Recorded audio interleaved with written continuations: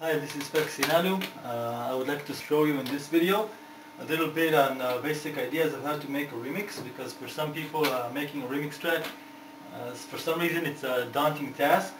People often download remix packs and then have them sit on their hard drive and don't do anything with them.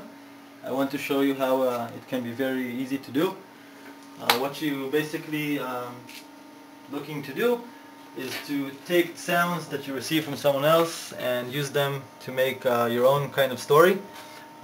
For me, it's okay if it is just the same, if it's close to the original track or very different from the original track. To me, when someone remixes my track, it doesn't really matter as long as they've added something unique from theirs to the track. They can take a trance track for all I care and turn it into country rock music, or they can stay and use my skeleton, my build, and add just a few sounds. It's cool too. So what I usually do is first I take the sounds. What I want to do here is remix a track from Overdream with his new track Algae Bloom. It's his new project, and he's got me this track called Thank You, and basically these are the sounds that he gave me. Now in this particular track I do have his skeleton, his build. It's a 7 minutes spread out. So sometimes you might not get remix projects that are like these. You might get just parts, but it doesn't really matter. I've decided to work on his skeleton, not to just take like a kick and a bass. I don't know, that's just what I decided this time, but again, it doesn't really matter. So I take the parts. The very first thing I do is throw them into Winamp to see if I get even the slightest kind of inspiration for myself. Just stick them here, play them, hear them, see what's in the track. If it's cool, if I think if I find some inspiration with it, I immediately load it on into Logic. First I load all the channels. I find the first thing I do is I find the BPM, which is kind of easy if you take the kick and bass. And for this track, listening in Winamp, usually I'm not that good at this stuff, but I immediately made an educated guess, and I just went here and put my BPM on 130, and surprisingly, a little bit I was right. And you can easily see this, if you're an Ableton or something like that can wrap BPM, it matters even less. But here I found where his kick starts, where his kick bass starts, and basically I press play, and I see that even without pressing play, you can see that the kick is on every hit, and loops perfectly, as well as the bass line, so it's 130 BPM. So you've got your BPM sets, and the second thing you might want to know is what notes the track is using. In this particular track, he did not provide me with a text file with the notes or anything, but again, it's not a big problem. What I usually do to get the note of the track is I look for a certain sound that is I can easily reproduce the sound itself. For example, here he had a very nice glockenspiel type of sound right here.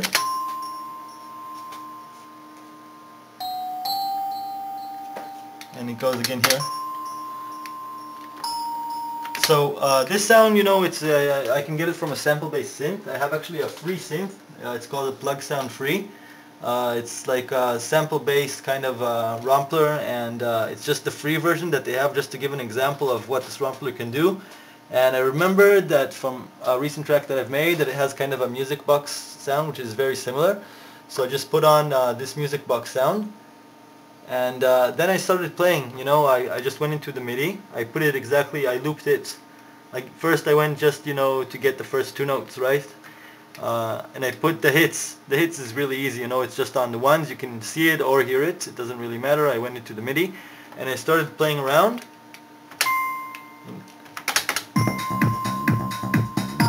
And you can hear that it's the same notes, and it's really easy to do when you have the same sound. Because let's say I was trying to do this with like some sort of big detuned synth patch, then if your ear isn't perfect like mine, then it might take you longer, you might get fooled. But in this case, very quickly.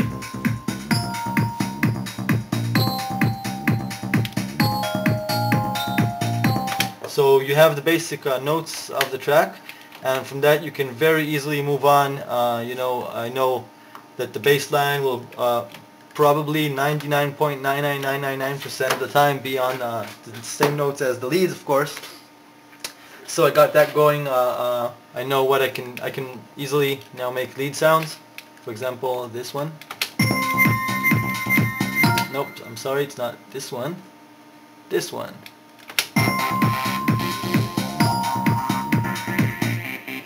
Which is just like ES1 patch with a phaser. So really quickly, you know, 5 minutes, 10 minutes after I opened this tune, I already got myself 2 sounds.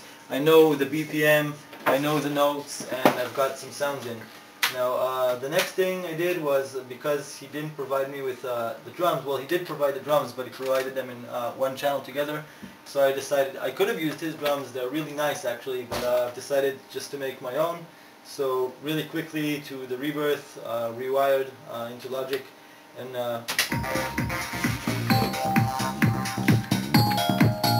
I got myself some, let's turn off the Glockenspiels. Glockenspiel, sorry, can't get that word, seem to get that word right. And here we go, just got some basics drums. They won't stay this way, but I have a loop going, you know, as a marker.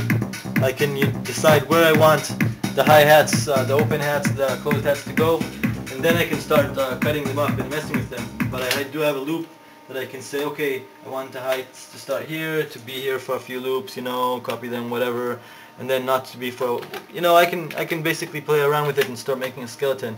So it's been really quick. The last thing I want to show you, it's pretty obvious, but I do it really at the onset of working on a remix track especially, is I go into, let's say I look at a skeleton, and I just start cutting, even if it's rough, not perfectly, but so I know already where the kick, where his idea, you know, his kick and bass comes in, where it comes out, where various sounds come in and out, and then I can really quickly build on that and kind of add my own stuff, and I know what he kind of get into his thinking. Now for my own creativity, I like to start with the intro, because basically I know if I have an intro covered, I can start working towards the end of the track, especially when you got such a nice skeleton. It's really, this situation, this particular remix that I got, it's going to be a piece of cake, because he's giving me a kick bass skeleton edited throughout. He's giving me a really nice that Glockenspiel sound that I really like, and there's a part here that really caught my attention. So all I gotta do is mess around, you know, I have my notes. Now it's really just basically opening synths, adding some channels. I'll try to get back to you with once I get more going on this track. And first thing I'll do, as I said, is do the intro. I've already added some sample. Once one of those downdrafts hits you and you can't see in front of you.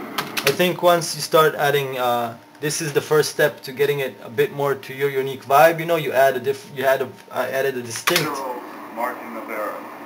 sample. You know, it's talking about something really specific, and it's giving the track already a little bit of my personal character, and that's the idea. That's what I'm going to do. I'm going to take what he did and add my own personality to what he did, and I think 2 or 3 days I'm going to have a finished product, and I'll be able to let you hear it. Hope it comes out cool. Thanks for listening, and look forward to more segments on this particular track. See ya. Back to the remix. Let's see what progress has been made since the last time we took a look. First 2 things I want to show you are 2 modular patches that I've built just now for this remix. They are both doing pretty much similar things. The first one is a noise generator that's going to filters and getting modulated, and I'll let you hear first what it does, the result.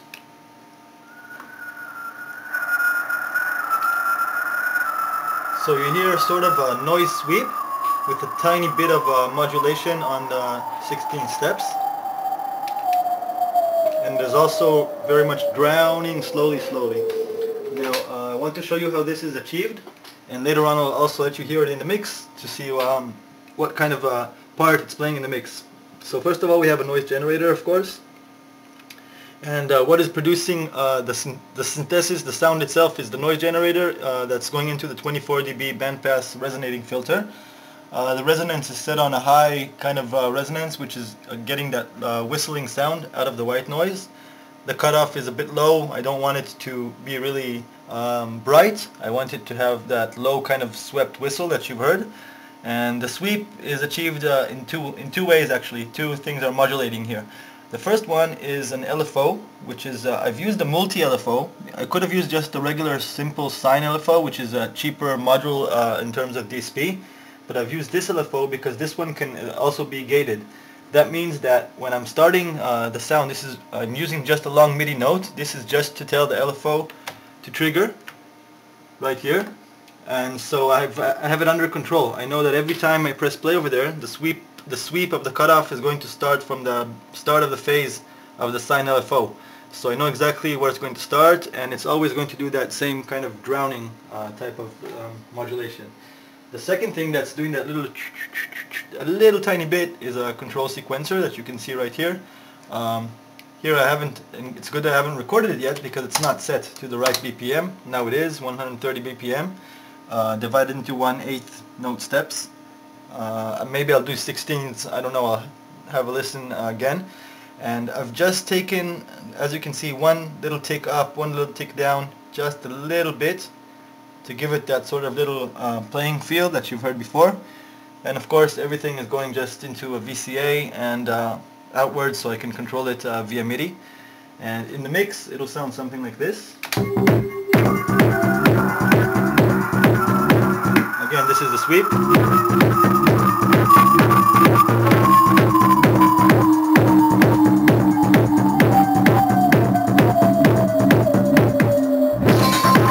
Kind of helping to bring in, I want to, after, as you can see, after this this loop, I've got my drums coming in and the glockenspiel sound, and the track is sort of starting to come in.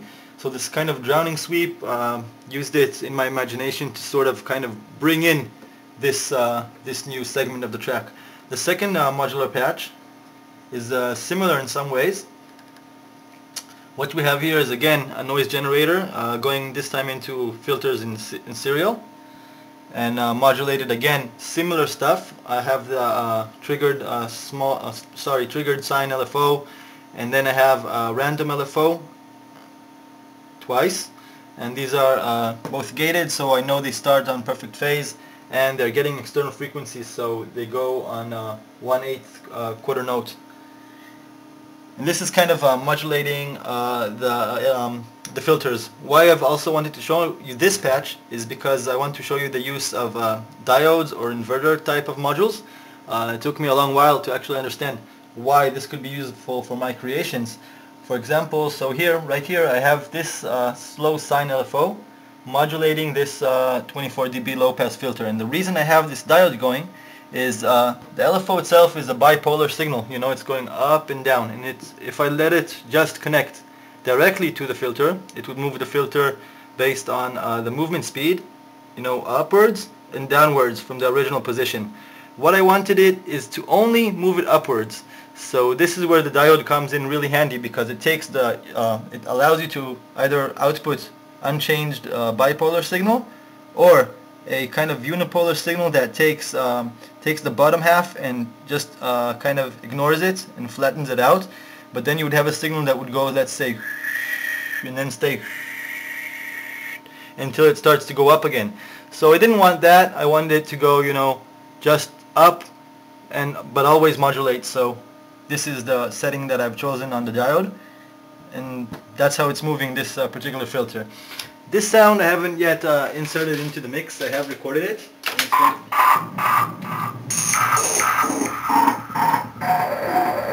And the reason it's not yet in the mix is because this one I plan to kind of sort of cut really on the hits themselves and see that it snaps perfectly. As you can see, the recording itself, there's a little bit of empty space.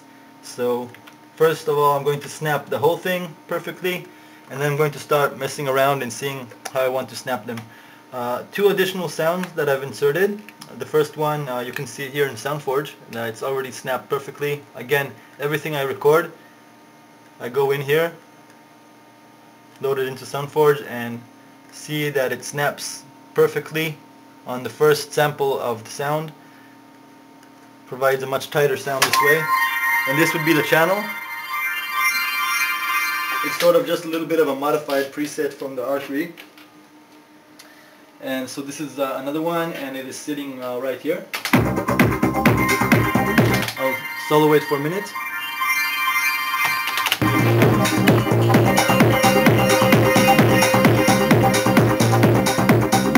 And kind of the reason I had this come in here is if I mute this for a second, I felt that there wasn't enough going on. You know, the glockenspiel comes in here, but I wanted something, you know, to hold the back a little more, so you have this skip, and you get really a nice full sound with the glockenspiel and the bells and this other swept pad kind of thing up here playing together with each other. Really cool. Another sound that I've already inserted is right here. It's kind of like a 303 type of line, and as you can see, I've had all sorts of stuff going on from Rebirth, and then here I've soloed the 303, so I snap it to exactly where it's beginning, and in the mix, again, EQ, of course.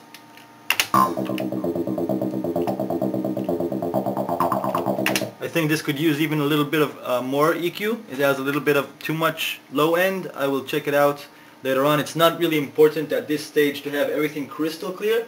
I'm more focused on the creative process and adding channels, just, you know, not stopping to sort of mix too much, because I want to work really fast and get my ideas. Every time I have an idea, I want to, on the spot, create it, so I don't kind of lose my flow and lose my ideas. This channel. Maybe it should get compressed as well, because it's not coming out as much as I wanted from the speakers. So this sound, like I said, it's going to probably get low cut, compressed, so you'll be able to hear it sort of, if you imagine it like right in front, right here. Little line, not too low, not too high, and in front of the speakers outwards. This is what I want to do with this sound. So far this is what I have. I've started a little bit. Remember before I told you I set the drum loops just to have like a sort of marker for the drums, and then little by little I start to cut out drums, you know, and leave whatever I want in there. Again, this is just still really rough sketching. I do it in spots wherever I kind of, let's say I'm listening to a loop and I'm going to add like a lead sound. I might at that particular time start cutting a few of the drums as well, but again, it's gonna happen as I work on the track. I don't usually go to the drum loops and start cutting them specifically. I do it while working on the leads and on the other sounds, pad sounds, FX sounds. Okay, so this is what I have at the moment, and the next step will be to take my external synths. This one I've kind of overused in my past few tracks, and it already has sounds in this track. I'm really into right now fooling around with these two, and I think this will be the next step for this track. Probably recording some FM sounds from the DX200, and then you know, the MS2000 is basically like sort of like a joker, you know, just play around with it and see what comes out. Always very interesting stuff coming out of this one. Usually it's like it's a really cool synth for happy mistakes. If you know what I'm talking about. Well, you're fiddling and you're trying to do one thing, and then suddenly a whole other thing comes out, and it's really cool. So I just go with it, record it, put it in the track.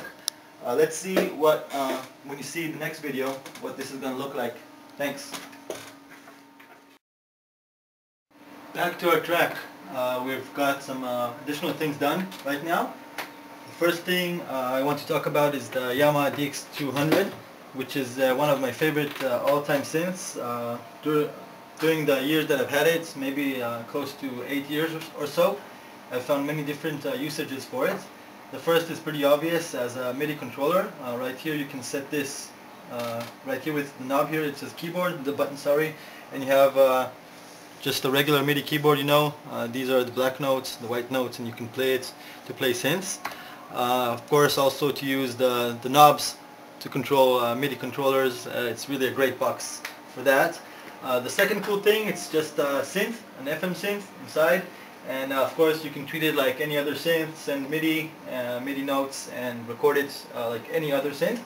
But the thing that I find most attractive and really gets creative process going really quickly and in different kind of way than usual is the step sequencer that it has inside. And what I really like to do currently with this synth, it's like my current fetish kind of with this machine, is to send it incoming MIDI, but just start-stop information and BPM. So it will play its own loops. What I like then to do is there's tons of preset patterns in here and tons of stuff that I've made over the years saved inside. So I like to, go around and find just not like a basic sound that I want to use, but it's also sometimes you can record here your movements into the loops and start with a really cool sound. This machine gets really hectic and really interesting really quickly. Just as an example, here you're hearing, it's almost white noise, but it's actually done with FM, this sort of whistle with FM and then the cutoff here. So I've had this line recorded, and as well as something, I think it was like, and of course you can control pitch and velocities of each note. And I then record the synth with, while automating, I've automated the cutoff, as well as the amplifier release. And suddenly, this is the cool thing about FM, that as the sound progresses, as it is shorter or longer on the VCA envelope, you can start with a basic kind of, because the attack is noise, but then you get almost a melodic type of sound. So this one I have recorded, and it's already in the track somewhere here. Nope, one of these. Well, no, this is another one, but still, it's also from the DX200. Similar. Notice how nice it's developing. This is a true treat with this synth.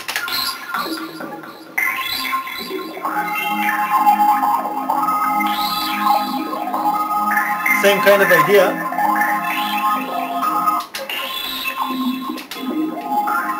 And the movement, I think, is really nice with this synth. The second thing, I've opened Rebirth again. I've had, if you can see right here, it's the rim shot sound, and I've programmed it. And then I went to the accent tab and gave some of the hits a little bit of an accenting kind of sound, and recorded that, snapped it perfectly again in SoundForge, and have something like this. Kind of like running horses kind of sound. And this is already, it's in the mix in one spot. I just decided I wanted to start right here. And it's just getting a little bit of a groove and feel to the other beat sections. So this is one percussion that I've added. And then we have right here, this line is another one from the DX200. Sorry, let's hear it. And here I got my FM stuff set up. I was playing with the release, the cutoff, and FM depth, as well as here onboard effects. I set it to flanger, and I was playing, to the phaser, and I was playing with the parameters of the phaser. So this is what you're hearing, that little when I'm getting a really fast phaser in there. And together with the other sounds, I think it's pretty cool.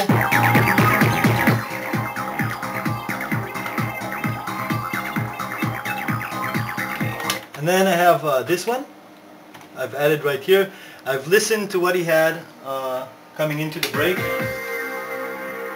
and I've decided to add additional kind of layer, another layer that is answering what he had in here, because what he had going into the break was.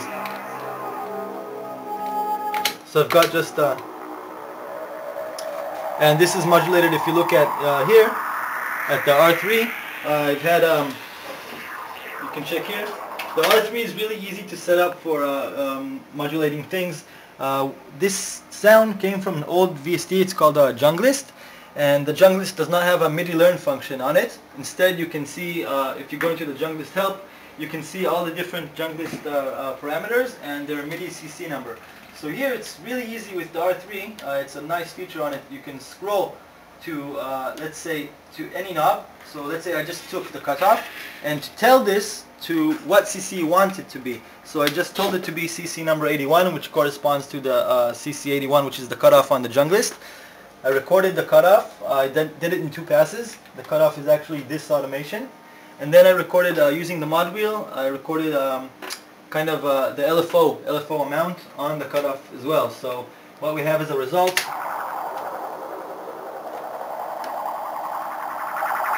and you hear the LFO come in, go out, and manual cutoff as well.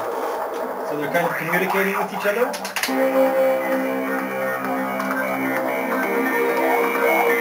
As well as, of course, communicating with what Overdream had in his original tune. Let's see what else. This is again the DX200, the line that you've heard before. And let's see what here we have just a small kind of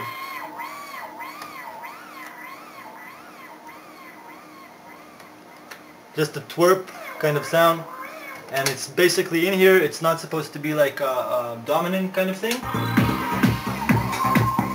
just a little bit more variation, more storytelling, you know. It's like think of it as a supporting character of the story. Here we have some stabs from the R3, kind of like little chords, kind of Tangerine Dream type of vibe maybe.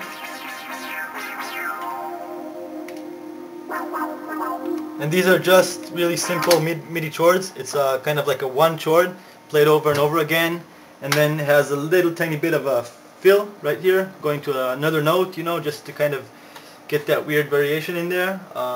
Just basically chord stabs, you know, house music kind of chord stabs within the Psytrance track. Okay, so I'm going to continue working on the tune. I think I've kind of finished using the DX200. It's done its thing. And like I said before, the next step will be the MS2000, and then I think the Nord Modular or the Yamaha AN1X. Okay, let's see what the next step will be. Hey, welcome back to the track. As you can see, it's much developed now. It's pretty much done. I think just maybe a few more hours of work at most, and it will be finished. Let's first look into what I've added as far as sounds themselves since the last time that we've taken a look at the track. We saw the junglist, the pro twerp. I think basically started here. I connected my Yamaha AN1X, which is a cool VA synth, subtractive synth, and I had an arpeggio line running from that synth, basically just a 16th note arp that's playing a bit on the octaves. And the sound itself that I had going is the AN1X is two OSC synthesizer, and I've had FM interacting between the OSCs, as well as some amplitude modulation that is giving the different hits kind of a different amplitude. And then in the while recording the line itself, I've played with the cutoff and some other knobs, and of course with the delay line coming from the scope. So we have kind of a really rough, dirty, noisy kind of line. But you can see that even the dirt itself is based around the frequency of the line, so it's not actually dirtying up the track in any kind of unwanted way. This is the line as recorded, and then with I basically just put some EQ and compression on it, and this is how it will sound in the mix, just a little quieter, a little tighter.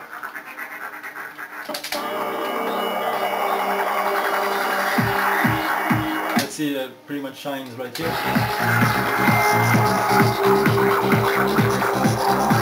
This line.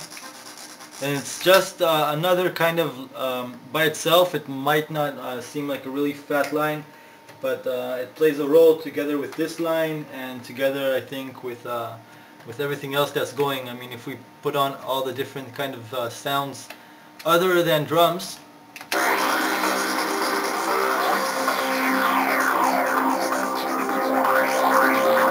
we have a really nice interaction between them, and I think this is part of the whole point of the whole process. Another thing I've done is added some vocals that I've recorded of myself. By themselves, I mean, I'm not a singer, you know, so I maybe don't sing on pitch all the time, and you know how it's supposed to sort of be. But then I layer some stuff. and I think together in the track itself I have two sounds where I'm basically going just kind of oh, like that, and then the third one I'm doing sort of like a kind of sound with my mouth.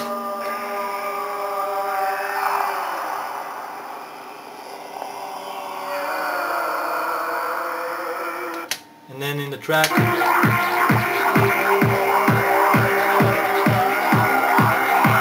especially when after this kind of middle kind of bridge part, where everything comes back in again, this plays a pretty cool role together with the sounds, with the layers, you know, that we heard before. This is the vocal and A1X ARP line. So I've added those, and then I had some leftover kind of vocals from the recording, and they kind of made it in here as well. Just simple stuff. And then in the end, I kind of sang the melody, put some 16th note tremolo on it, and it provides a pretty nice outro.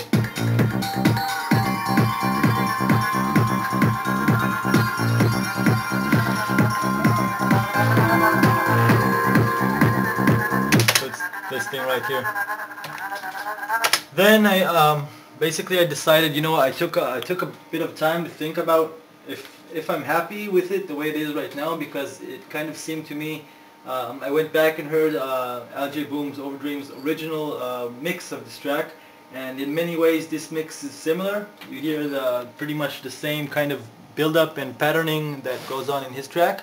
So I've kind of thought to myself, do I want to leave my remix? I mean, I have added tons of sounds, you know, I've added about all these, and then all my drums are mine.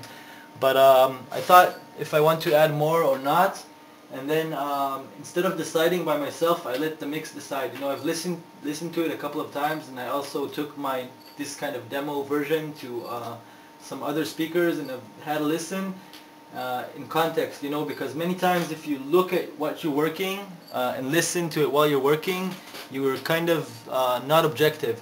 So if you record your demo, if you take it to your car, you know, while you're driving to work and having a listen to the track, then you might get a whole different kind of feeling for the tune and the context of the tune. And so that's what I did, and I've decided that it's cool this way. It's telling the story of the track. In this case, everything that I will add will either kind of get lost, I think, in the mix, or not. It won't help to tell more of the story. The story is told like this, you know, with whatever's going on right here, what Overdream, Algae Bloom has made, what I've made. I think it tells the story this way, and I've decided that this track doesn't need additional sounds. So the last step, I mean, I say the last step, I mean, it's a big step, but I tend to do it while I work, like I said before, is kind of just to fiddle around, making little variations on the bass line at times, on the drums. You see, I don't really like big build-ups and big drum rolls. I'm really into, especially like in the past year, to really kind of a classic psytrance beats type of sound, you know, the kick, the bass, and then I have a rolling closed hat. I have my open hat on the offbeat, and of course with some variation now and then, and some answers, you know, not just the main offbeat, but a little bit more, and then the snare on every other one beat. Just the regular kind of classic psytrance beat.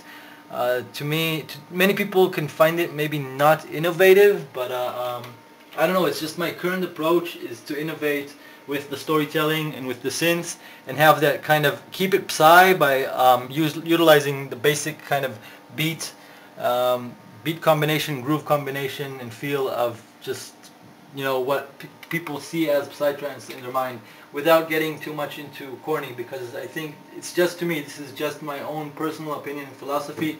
There's a thin line between cool and classic and corny. So I try to not be corny, at least to myself, but I do like it, the classic things.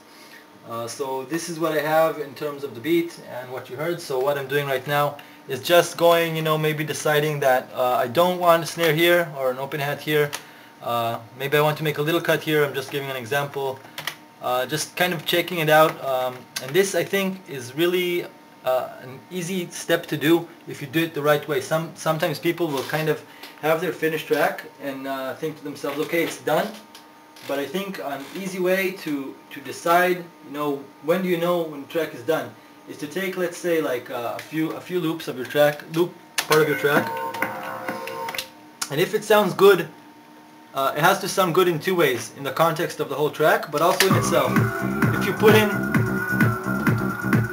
one of your loops and listen just to this loop a few times, and it sounds good to you this way, then you don't need to touch it anymore. But I do try to just kind of experiment, make some cuts.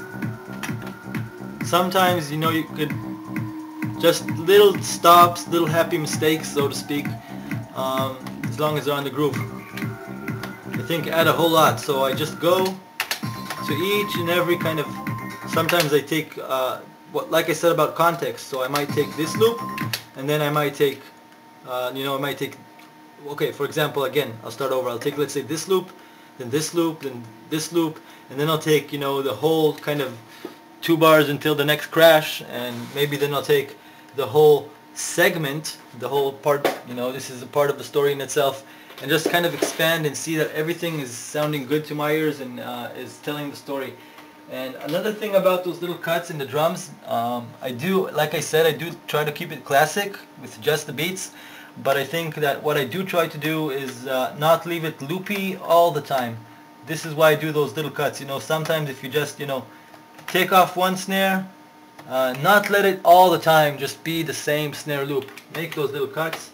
I think it adds a lot of character and really helps you to progress your track. Because when you do provide the full drums, let's say for this section, then everything is suddenly open and banging, and it gets easier, to build from along your track and to realize your highlight by letting suddenly stopping the games, so to speak, letting everything sort of play out without cutting too much, and then you have a segment that's just banging, dance floor and banging. So this is kind of the last or pre-last step, let's say. The very last step would be to, of course, this is another thing. Some people will do the mix after creating everything. I do it while working, but it doesn't mean it's perfect this way, I might have missed, let's say, I already see here, let's say this channel. Doesn't matter, I don't know what it is, I'll have to look. It's one of the DX200 lines, but for example, I see it has no EQ, no compression, the fader is on 0. Maybe it'll be good this way, but 90% chance that I will want some EQ here, and I see another one that hasn't been treated. And you could kind of, if you just listen to your track and you can say, okay, fine, it's done, and record it because you really want to let all your friends hear your track. But just go over it again, all the sounds that aren't processed. Maybe hear the mix a few times, looking just at the mixer, seeing the relationships between your kick and bass and the other sounds, and really having a listen to what's going on. Now, one last thing I want to say, I think there's a benchmark for what good sound is. If you have a really distorted kick and bass, that's bad sound.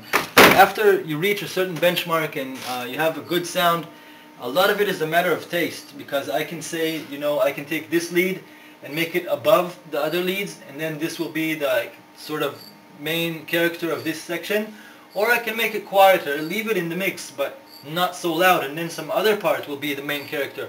So there's two aspects to this kind of mixing thing. One is just like the net technical thing, to have it clean and not dirty, and then the second aspect is really, what do you want, what sounds do you want to emphasize? Do you want the drums to be louder than your leads, or do you want your leads to be up front, or do you want a track that is really kick and bass and then everything in the background, or do you want the kick and bass to just provide a groove and have everything else outside? There's kind of a turn off between the things. Many people will tell you, especially, like, that's what makes styles. A full-on guy will just make that kind of full-on type of mix, or the Goa type of mix, or the dark type of mix. But to me, it's all up to you. As long as it's clean and it sounds good, you can start playing around, and it really depends on what kind of story you want to tell. So I don't think we'll be making another video, you know. I'll just work on this track, make some more cuts for another hour, play a little bit with the mix like I've said, and hopefully, I really hope that this track will be released soon and you can find it somewhere online in some digital store or on a free site or on a CD or whatever. Thank you very much for checking out this video. Thank you to Makus Overdream / Algae Bloom for giving me the opportunity to work on another one of his tracks. And the track itself, it's called Thank You. So look for Algae Bloom, Thank You, Faxi Nadu remix. Thanks.